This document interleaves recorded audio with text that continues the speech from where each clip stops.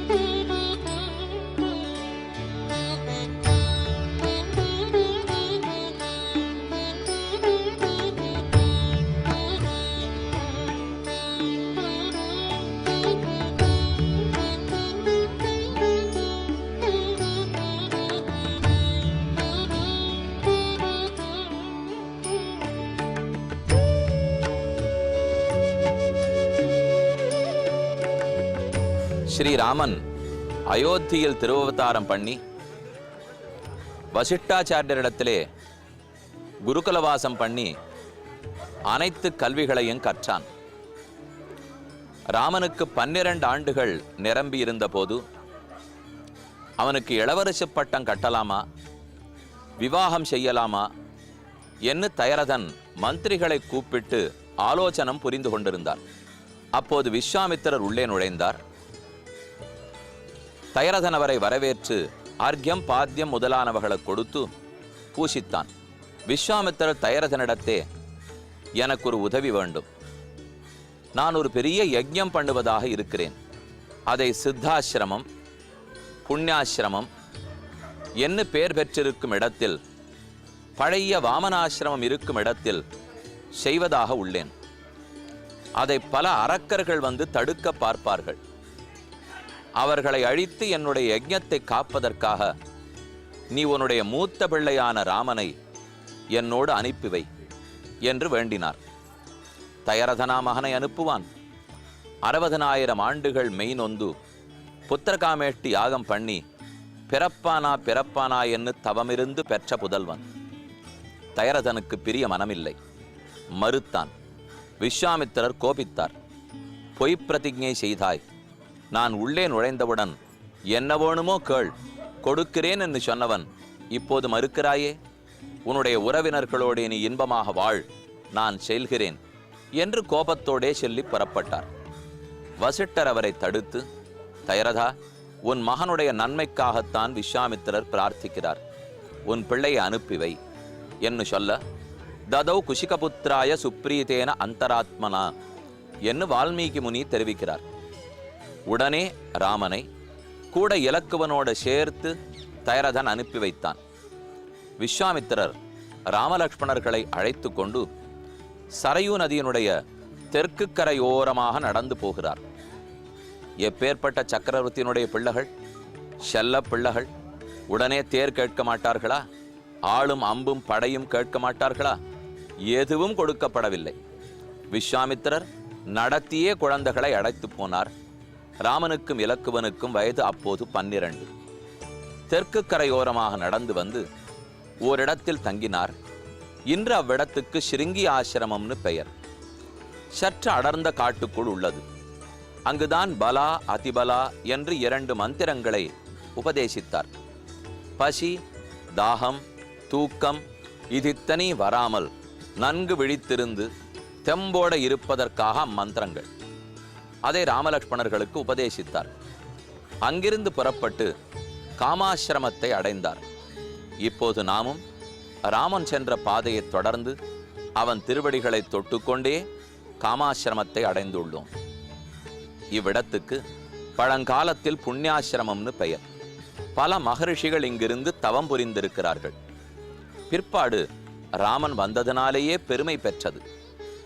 இவ்விடத்துக்குள் நுழையும் போதே கம்பீரமான புஷ்கரணி, அனைவருடைய மனத்தையும் கவரக்கூடிய உயர்ந்த குளம் திருக்குளம் நம்மை வரவேற்கிறது. குளத்தை சுற்றி வருகிறோம், குளத்தில் நீராடுகிறோம், தீர்த்தத்தை புரோக்ஷித்துக் கொள்ளுகிறோம். குளத்திலிருந்து வெளியேறி சன்னிதானத்துக்குள் செல்கிறோம். இந்த திருத்தலத்துக்கு என்ன மகாத்மியம்?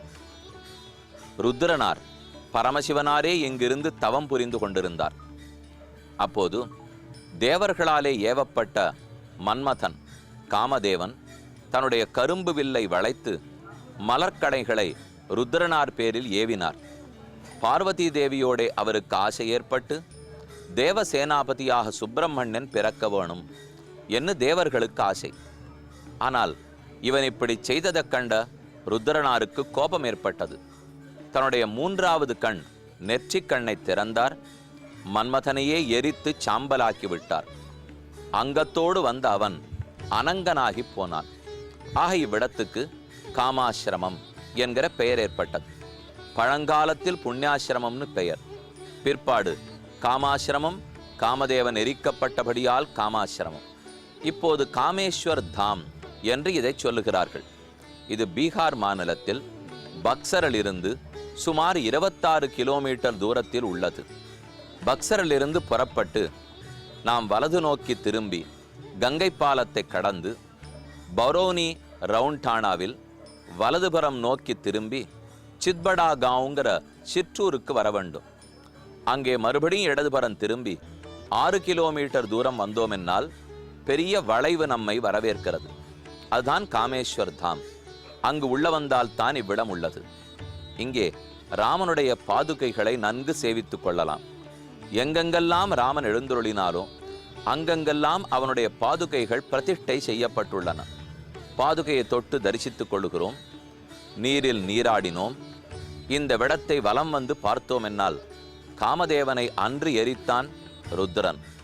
ராமச்சந்திரனுடைய திருவடிகளை பற்றினோம் என்னால் அவன் ஏகதார விரதன். அவனுக்கு காமம் அண்டாது. இந்திரியங்கள் புலன்களை அத்தனையும் ஜெயித்தவன். அவனுடைய அனுகிரகத்தாலே அவன் நமக்கு கொடுக்கக்கூடிய ஒரு பெரிய உதவி என்பது அருள் என்பது நம் காமத்தை தொலைப்பது, புலன்களை அத்தனையும் ஜெயிப்பது. காமாசிரமத்திலே பகவானுடைய திருவடிகளை சேவித்து புலன்களை ஜெயித்து ராமனிடத்திலேயே பக்தியோடு திகழ்வோமாக.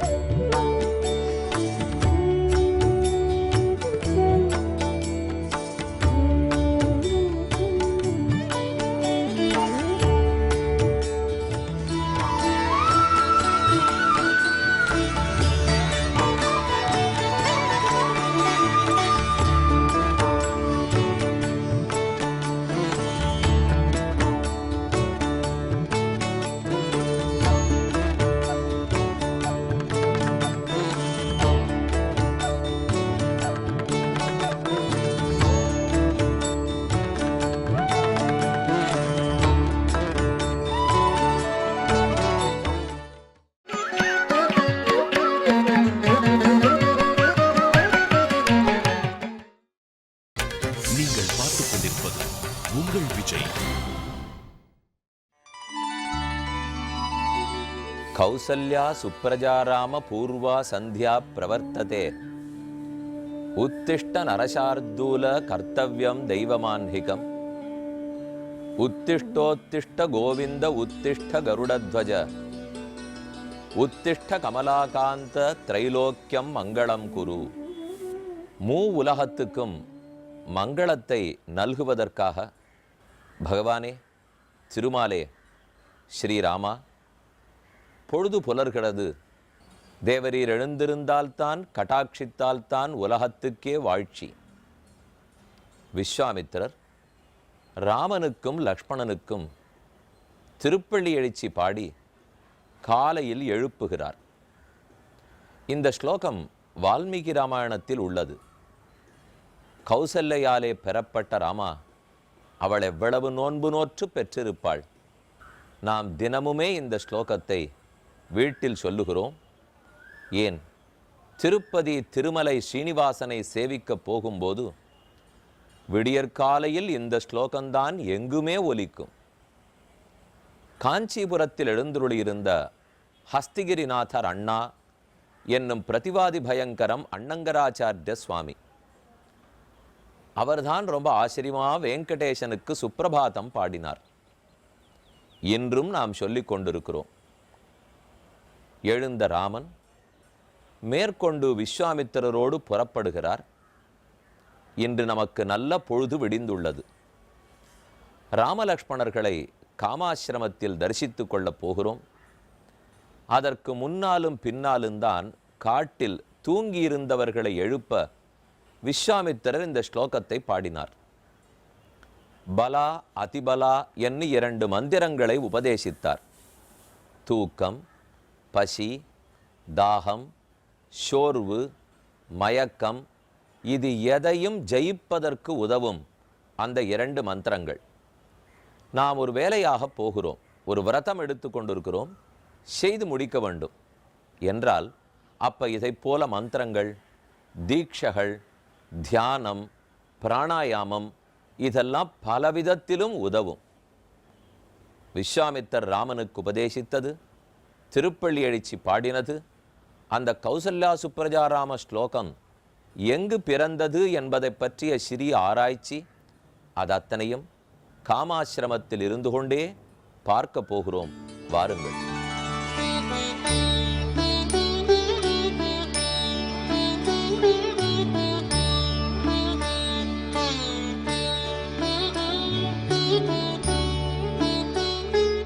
கௌசல்யா சுப்ரஜாராம பூர்வா சந்தியா பிரவர்த்ததே உத்திஷ்ட நரசார்தூல கர்த்தவியம் தெய்வமான்பிகம்.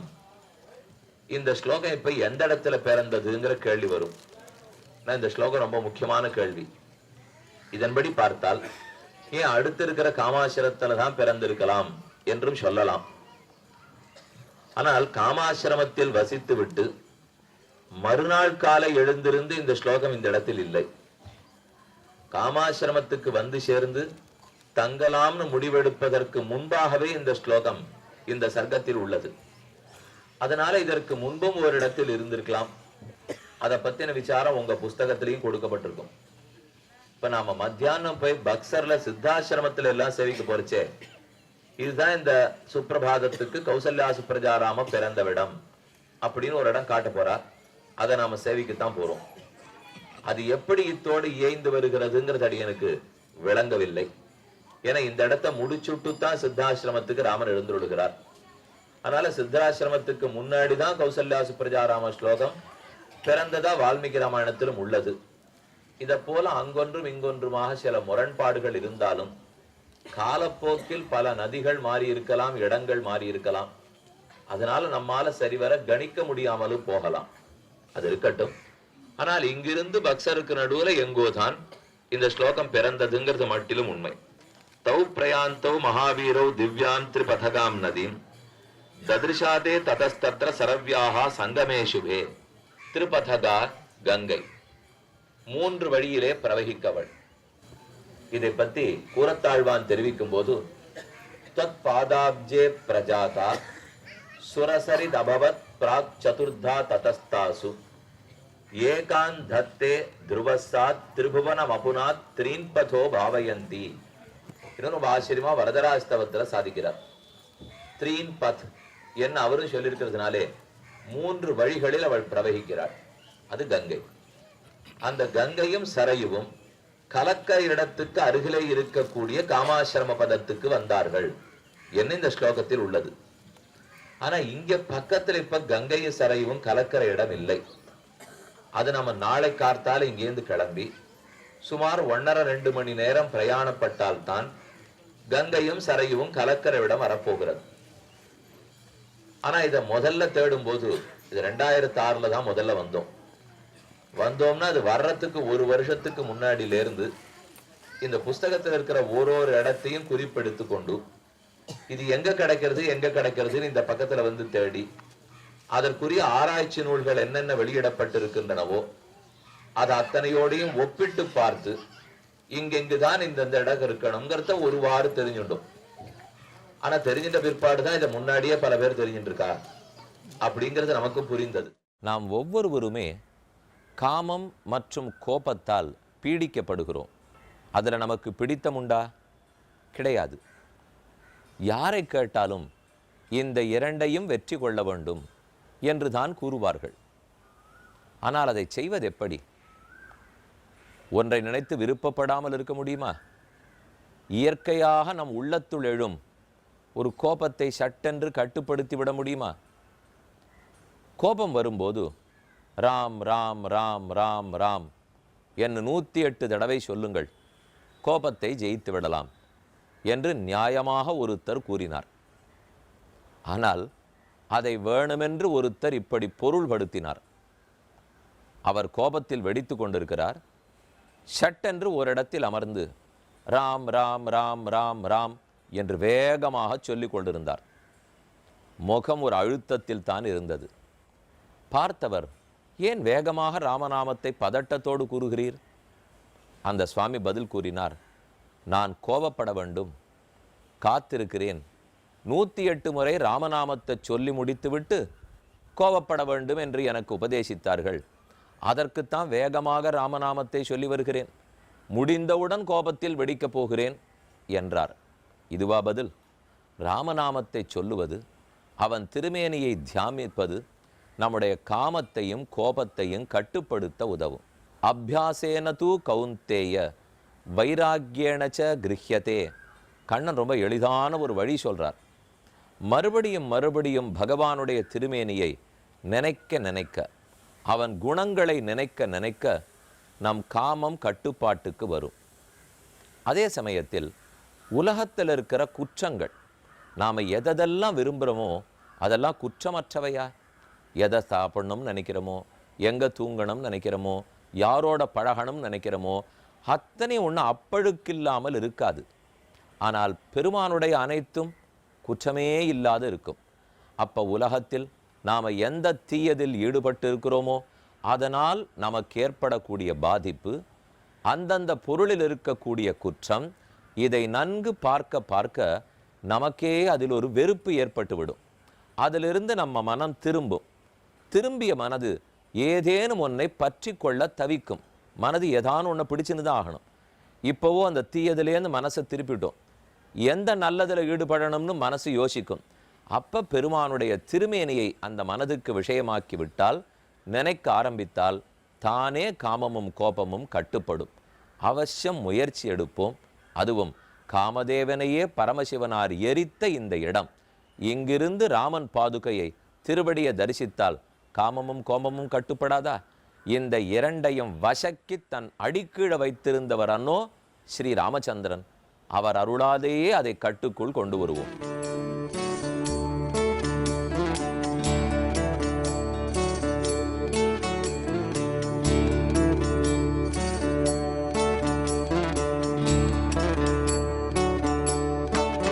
இங்க வந்ததற்கு கண்டிப்பா நம்முடைய காமம்ங்கிறது அழிய வேண்டும்.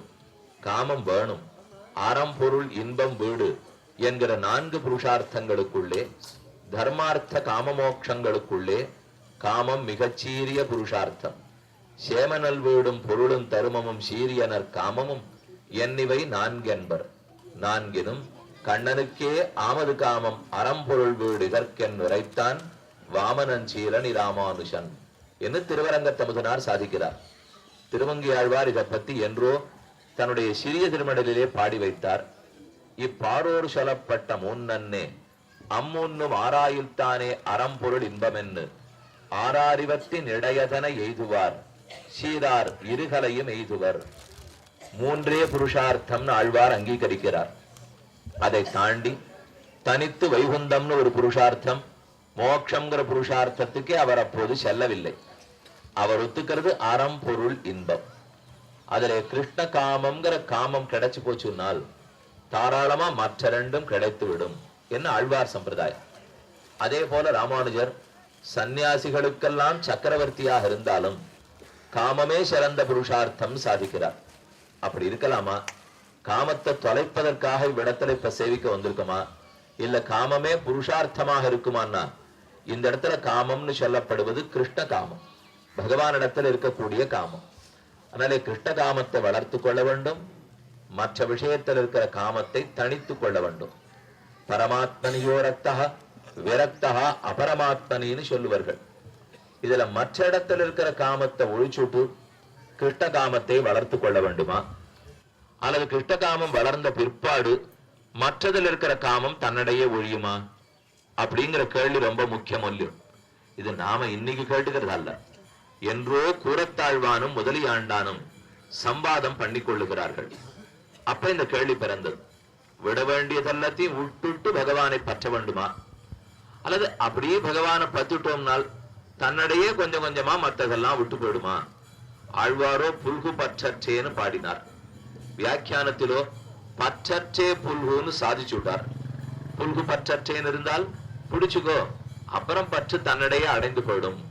ஆனா பூர்வாச்சாரியர்கள் பல இடத்திலே பற்ற அறுத்துக்கோ, அப்புறம் பகவான் திருவடிகளை பற்றலாம் என்று சாதிக்கிறார்கள். எது முன்பாக? கூரத்தாழ்வான் ஹாரியத குல திலகர், ராமானுஷர் திருவடி தவிர மத்தன் அறியாதவர். அந்த சுவாமி விண்ணப்பம் பண்றார். முதலியாண்டான் தாசரதியை பார்த்து தெரிவிக்கிறார், விடுறதெல்லாத்தையும் விட்டு தான் பத்த வேண்டியதை பற்றணும் என்று கூரத்தாழ்வான் சாதித்தார். வேடிக்கையா நமக்கு என்ன தோணும்னா, அப்படின்னா கூரத்தாழ்வான் ஒருத்தர் தான் மோட்சத்துக்கு போகணும், மத்த ஆறு போக முடியும். அவருக்கு இருந்தது இந்த வைராக்கியம், நமக்கு அவ்வளவு தூரம் வந்துட போறதான்னு இன்னைக்கு நாம நினைச்சுக்கிறது மட்டுமல்ல, முதலியாண்டானே சமாதானம் தெரிவிக்கிறார். வாஸ்தவம் தான் நீர் சொல்றது, இருந்தாலும் காமம் சற்று குறைந்தார் போல் இருக்கும் போது என்னைக்குமே எப்பவுமேவா காமத்துக்கு வசப்பட்டு கிடப்போம், எப்பவுமேவா பகவத் சிந்தனம் இல்லாமல் இருக்கும்.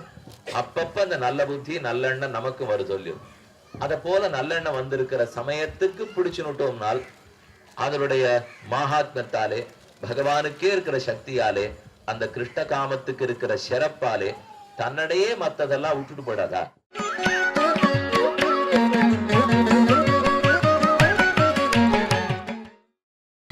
நீங்கள் பார்த்துக் கொண்டிருப்பது உங்கள் விஜய். ஸ்ரீராமனின் பாதையில் காமாசிரமத்திலிருந்து விடை பெற்று கொண்டு புறப்படுகிறோம். அனைவரும் மறுபடியும் பேருந்தில் ஏறுகிறார்கள். அதனுடைய வாலண்டியர்கள் தான் வழிநடத்தி செல்ல வேண்டும்.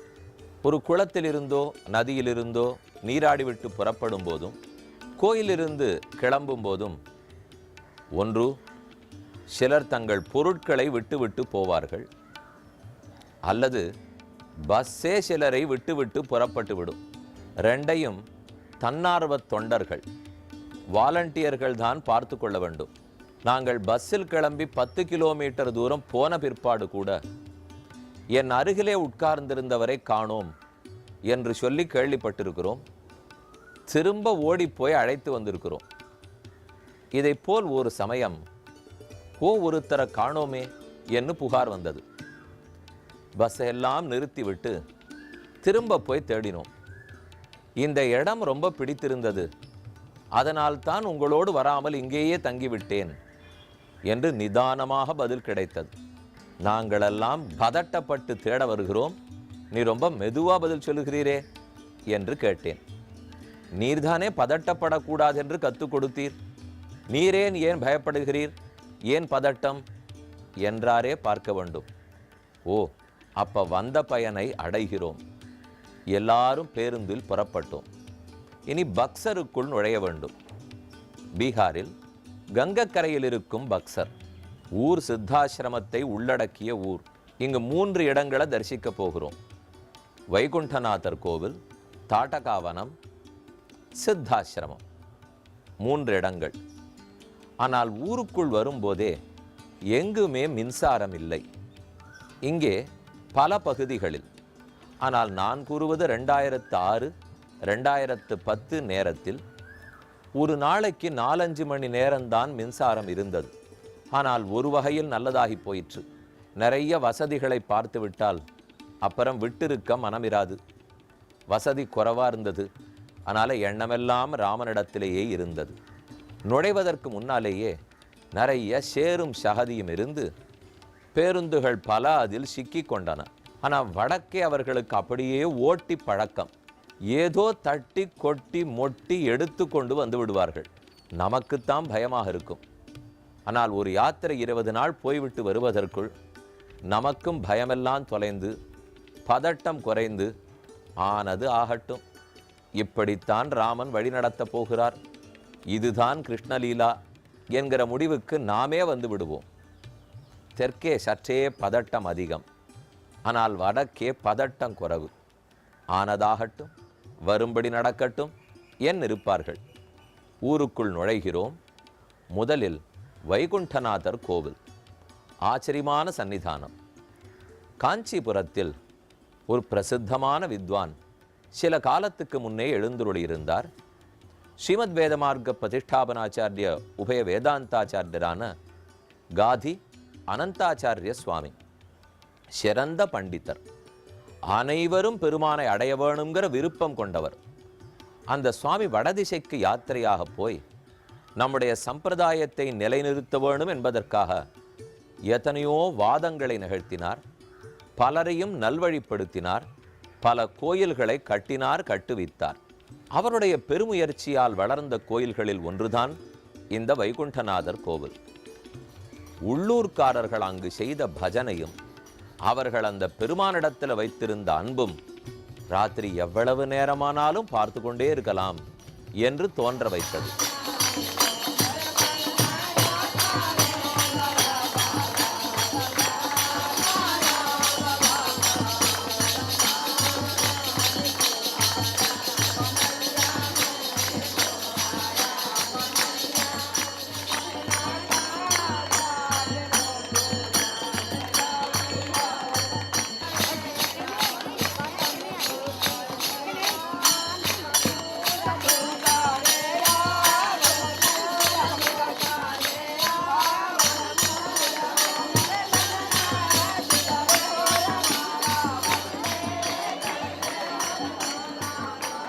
உள்ளே செல்லும் போதே சின்ன சந்து, சின்ன தெரு, அதற்குள் ஒருத்தர் போனார், இன்னொருத்தர் வெளியில வந்து விட வேண்டும்.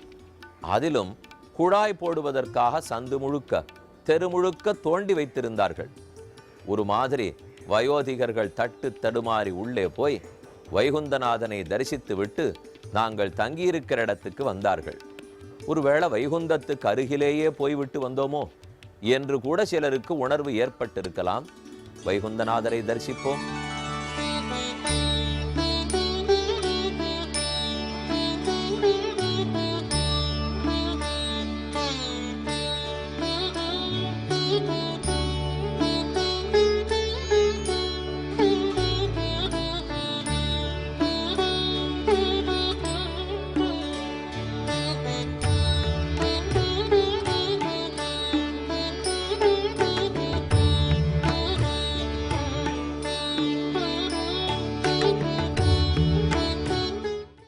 வந்ததிர்ந்த தாடகதன் உரத்தக்கீரி வருகுருதி பொழிதரவன் கனையொன் நேவி மந்திரங்குள் மறைமுனிவன் வேள்வி காத்து.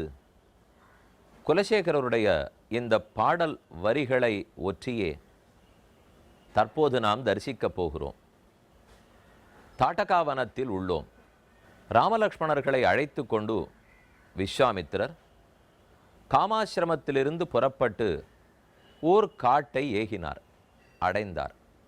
அவ்விடத்தை கண்டவுடன் வெகு அழகாகவும் இருந்தது, ஆனால் பயங்கரமாகவும் இருந்தது. இது என்ன காடு என்று ராமன் வினவினான். இதுவா? தாடகை என்றொருத்தி, அனைவரையும் கொல்லும் வல்லமை, 1000 யானைகளுக்குண்டான பலம். அவள் இங்கே சற்று தூரத்தில் தான் வாழ்கிறாள். அவளுடைய காடு இது. முன்னொரு நாள் மலதம் கருஷம் என்ன இந்த நாட்டுக்கு பெயர். ஆனால் இந்த காட்டை எடுத்துக்கொண்டு அவர் அட்டகாசம் பண்ணுகிறாள். ராமாவள் எப்போது வேண்டுமானாலும் வரலாம் என்று விஸ்வாமித்திரர் கூறிக்கொண்டு இருக்கும்போதே பெருத்த ஓசையோடே தாட்டகை வந்தாள். 1000 யானைகளை அடித்து தன்னுடைய தோள்களிலே மாலையாக அணிந்து கொண்டிருந்தாள். பார்த்தவுடன் விஸ்வாமித்திரர் பயந்தே போனார். ஸ்வஸ்தி ராகவயோரஸ்து ஜெயஞ்சைவ அபியபாஷத. வால்மீகி கூறுகிறார், ராகவா மங்களம், ராமனே பல்லாண்டு, நன்னாரு என்று விஸ்வாமித்திரர் கூறினார். பயந்து பல்லாண்டு பாடினார். ராமனுக்கா ஓர் ஆபத்து? ராமனுடைய பெருமை என்னான்னு எனக்கு தெரியும் தசரதா, உனக்கு தெரியாதுன்னு சொல்லி கூட்டி வந்தவர் விஸ்வாமித்திரர். ஆனால் தாட்டகையை பார்த்தவுடன் பயந்து போய், ராமனுக்கு எல்லா மங்களங்களும் உண்டாகுக. இதுதான் ஒரு பக்தனுக்கு உண்டான அன்பு, பெருங்காதல். பெருமான் எப்படிப்பட்டவர்னு எனக்கு புரிந்திருந்தாலும், அவர் பெருமையெல்லாம் தெரிந்திருந்தாலும், அவருக்கு ஒரு ஆபத்துன்னு நினைத்தவுடன் உள்ளம் உருகி போகிறானே, கலங்குகிறானே, அதுதான் பக்தியின் இலக்கணம். ராமனை ஆணையிட்டார் விஸ்வாமித்திரர், இவளை கொன்றுவிடு, இவளால் எல்லாருக்கும் ஆபத்து. தாட்டகை பெருத்த உருவத்தோடே தீயவள் வருகிறாள். அழகான இளம் வயதினனான ராமன் அவளை கொல்லப் போகிறான். வில்ல வளைத்தான், யோசித்தான், இவளை கொன்றால் இதுதான் முதல் போர். இதுவரை நான் ஆரோடும் போர் புரிந்ததில்லை. முதலில் ஒரு பெண்ணையா கொல்ல வேண்டும்? ஆனாலும் தானே முடிவெடுத்துட்டார். பிதுர்வச்சன நிர்தேசாத்து பிதுர்வச்சன கௌரவாத்து வச்சனம் கௌசிகஸ்யேதி கர்த்தவ்யம் அபிசங்கையா. என் தகப்பனார் பார்த்து விஸ்வாமித்திரர் பின்னே செல்ல சொன்னார். வந்திருக்கிறேன். இனி அவர் என்ன கூறுகிறாரோ அதுதான் வேத வாக்கு. மாறி நினைக்க கூடாது. உணர்ந்த ராமன் ஒரே அம்பாலே அவருடைய நெஞ்சை பிளந்தான். தாட்டகை பெருத்த ஓசையோடே விழுந்தாள். இந்த கதை நம்ம குழந்தைகளுக்கெல்லாம் கண்டிப்பாக சொல்ல வேண்டிய கதை. இன்னொன்று பாருங்க, கொஞ்சம் கார்ட்டூன் மாதிரியும் ஆனிமேட்டட் ஃபிலிம் மாதிரியும் பெரிய தாட்டகை வருகிறாள். அழகான ராமன் நிற்கிறார். தீயது இப்படித்தான் பயங்கரமாக வரும். ஆனால் நல்லது சலனமே இல்லாமல், கொஞ்சம் கூட பதட்டம் இல்லாமல் நிற்கும். இறுதியில் என்னதான் தீயது அட்டகாசம் பண்ணாலும் நல்லது தீயதை வெற்றி கொள்ளும், அழித்துவிடும். இவ்வளவுதானே கதைக்கே தத்துவம். ஆக ஓர் புறத்தில் கதை, ஆனால் உள்ளூர அழகான கருத்து. இவள் யார் தெரியுமா? 2 மகன்கள், மாரீச்சன் சுபாகு. அவ 2 பேருக்கும் தாய் தான் இவள். இந்த தாட்டகையே பெரிய ரஜோகுணம்னு சொல்லலாம், தமோகுணம்னு சொல்லலாம். 2 மகன்கள் காமக்ரோதங்கள்னு சொல்லலாம். இப்போ தானே காமாசிரமத்தில் காமத்தை ஜெயிக்கணும்னு பார்த்தோம். காமமும் கோபமும் 2 பிள்ளைகள். தாயார் ரஜோகுணமே இவள் தான். ஆக ரஜோகுணத்தை ராமன் அழித்தான்கிறது தான் இங்கே முக்கியமான கதை. தாட்டகா வனத்திலே அமர்ந்து கொண்டு அங்கே இருக்கிற அழகான சிற்பங்கள், பொம்மைகள், பயங்கரமான தாட்டகையினுடைய பொம்மை, அங்கே நடந்த பஜனை எல்லாவற்றையும் பார்ப்போம்.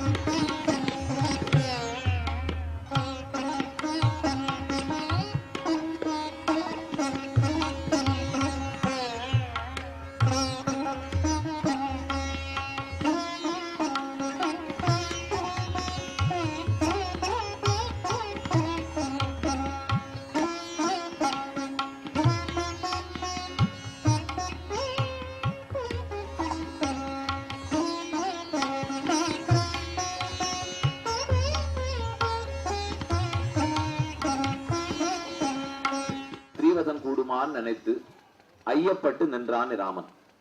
அப்ப விஸ்வாமித்திரர் தெரிவிக்கிறார், இவளை ஸ்திரீன்னு கணக்கு போட்டு விட்டு தள்ளி விடாதே. இவளாலே நிறைய குற்றங்கள், அதர்மங்கள் நிகழ்கின்றன. இவளை நீ கொண்டு விடுவதால் ராஜ்யத்துக்கு நன்மை செய்தவன் ஆவாய். தீமையை யார் எதிர்த்து அழித்தாலும் அவர்கள் ராஜ்யத்துக்கு நன்மை புரிந்தவர் ஆவர்கள். மேலும் ராமனுக்கு ராஜா என்கிற பொறுப்பும் உண்டு. அதனால தாட்டகையை நீ கொண்டு விட வேண்டும்னு ஆதேசம் பண்ணினார் விஸ்வாமித்திரர். ராமன் உடனே தன்னுடைய தவற்றை உணர்ந்து கொண்டான். நம்ம தகப்பனார் பார்த்து விஸ்வாமித்திரர் கையிலே பிடித்து கொடுத்து அவர் சொன்னபடி நடந்து கொள்னு நியமித்து அனுப்பித்தார்.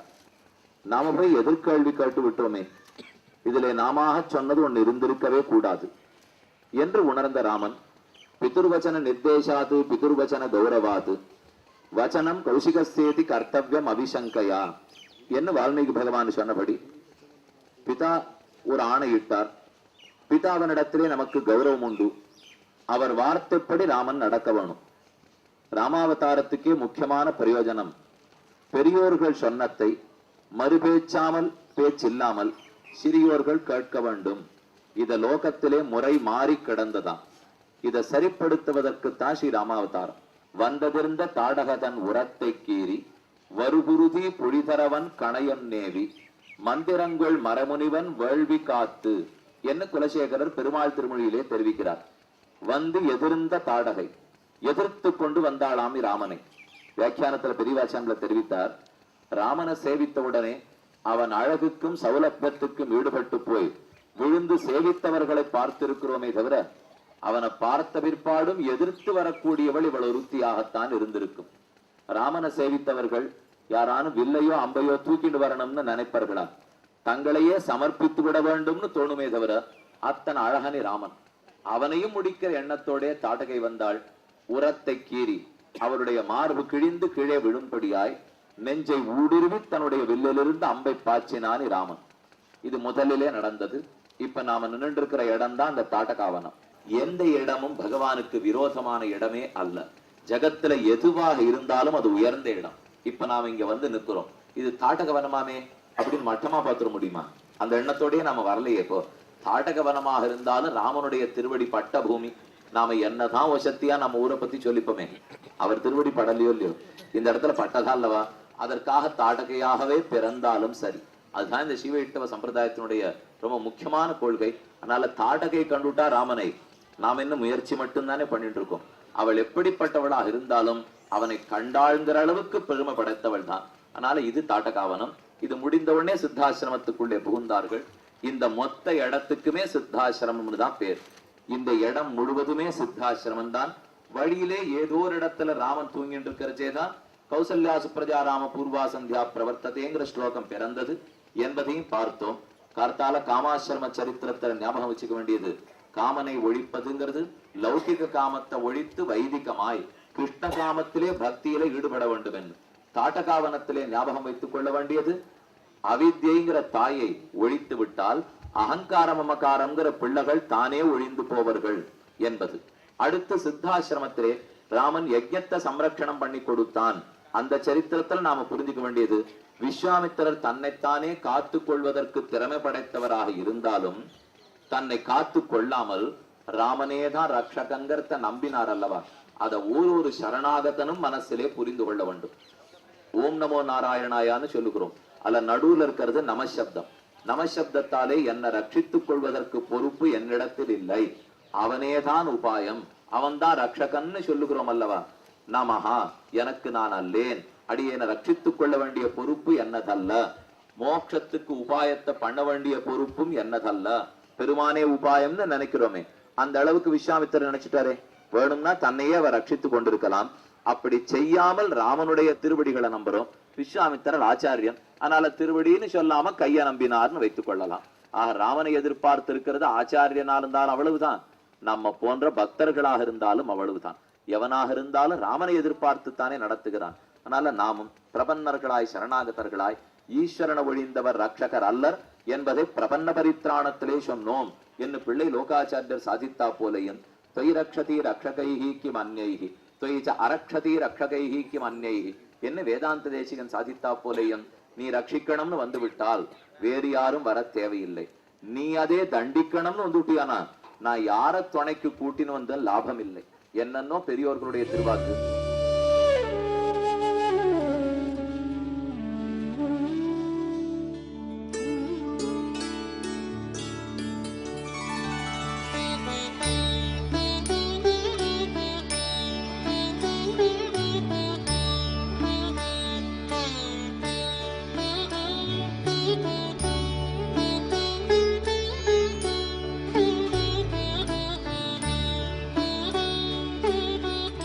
ஆறாவது சர்க்கத்துல 11வது ஸ்லோகம் ஆரம்பம். ஏதாம் பஷ்யதுராதர்ஷாம் வீர்யம் சாஸ்யாததிம் சைவ ஹன்யாமிதி மே மதிஹி விஸ்வாமித்ரஸ்து பிரம்மர்ஷிஹி ஓங்காரேண அபிபத்யதாம் ஸ்வஸ்திராகவயோரஸ்து ஜயம் சைவ அப்யபாடத உத்துன்வானாரதோ கோரம் தாடகாராகவாபுவோ ரஜோ மோகேனம் சம்ஞாத பூர்த்தம் சா விமோஹயதே ततो मायां समास्थाय शिलावर्षेण राघवौ अवाकिरत्सु महता ततः सुक्रोध राघवः